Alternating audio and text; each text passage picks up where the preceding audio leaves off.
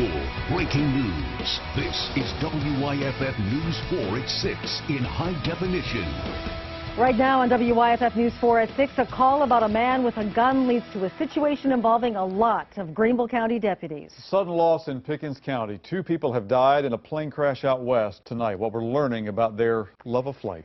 This is a part of a 60-mile-long show of support for returning Marines. And there's more to this annual effort to say thanks to the military. We begin with new information tonight. An airplane crash in Arizona killed 2 people from Pickens County. WYFF News 4's Angela Rodriguez joins us live and local with more on this. And Angela, you spoke with family and friends, right? Carol, we have confirmed that an upstate pilot and a teenager were killed in that crash. The families are close friends. The teenager and his family went to church here, and friends tell us that both victims shared a mutual love of flying, and for that reason there is some comfort knowing that these 2 died doing what they loved to do. They were in the air. Authorities tell us that 47-year-old Charles Michael Trotter was flying the plane that crashed in Page, Arizona Friday. His family gave us this picture. The passenger was 15-year-old Dakota Jacks. He was a student at Pickens High School and a member of Pickens View Wesleyan Church. Friends tell us Mike and Dakota were sightseeing when they crashed. Authorities did not find the wreckage until late yesterday and still do not know what caused the crash. This afternoon we spoke to Dakota's youth pastor, Steve Groves, and he told us that the youth group here is still trying to process all of this. He called it a big blow and a shock, and they're still trying to figure out here how to honor Dakota's memory. And we did get a statement from the Trotter family that they'd like for us to pass along to our viewers.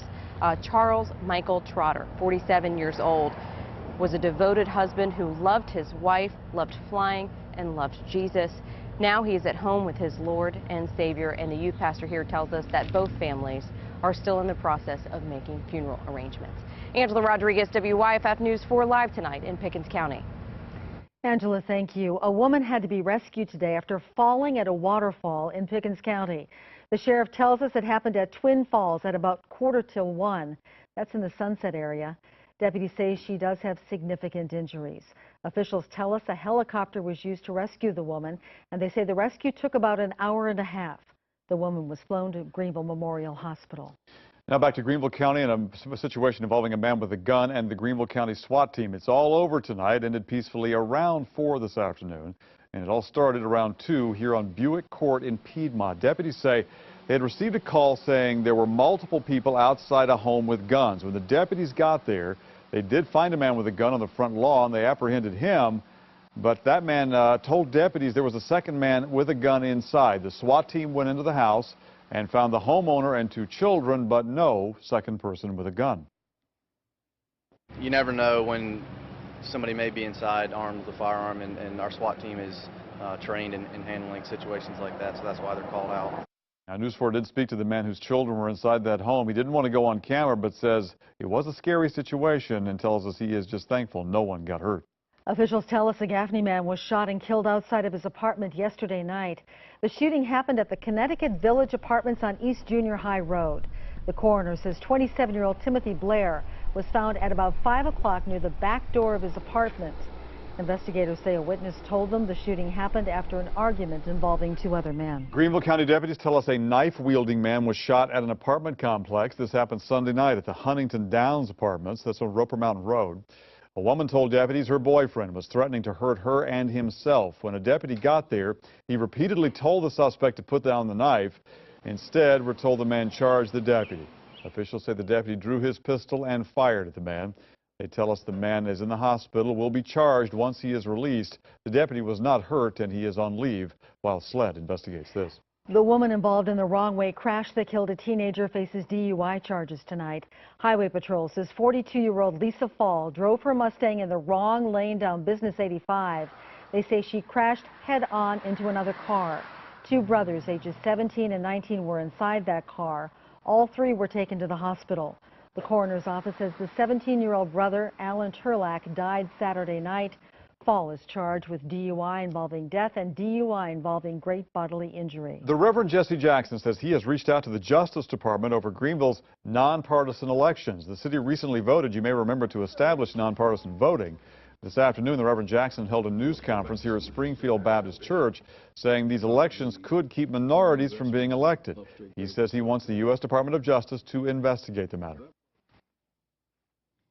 To have to run citywide is to makes the race more expensive. Poor people are less likely to win.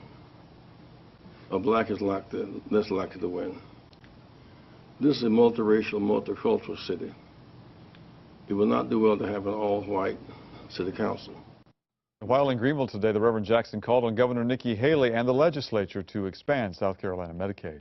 Tomorrow is the South Carolina primary runoff. Voters will choose the Republican candidate for South Carolina Lieutenant Governor tomorrow.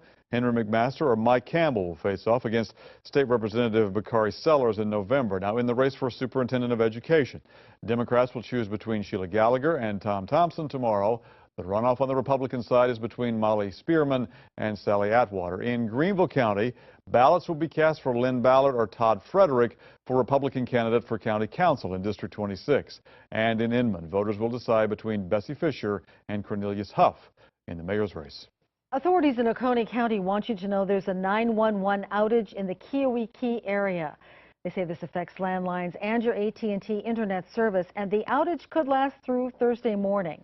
Officials say medical alert systems, fire alarms, and other systems in your home and business may be affected. If you need to call 911, you will have to do it from your cell phone or find a neighbor with a cell. Also, Kiowee Fire Station is staffed 24 hours a day if you do need assistance.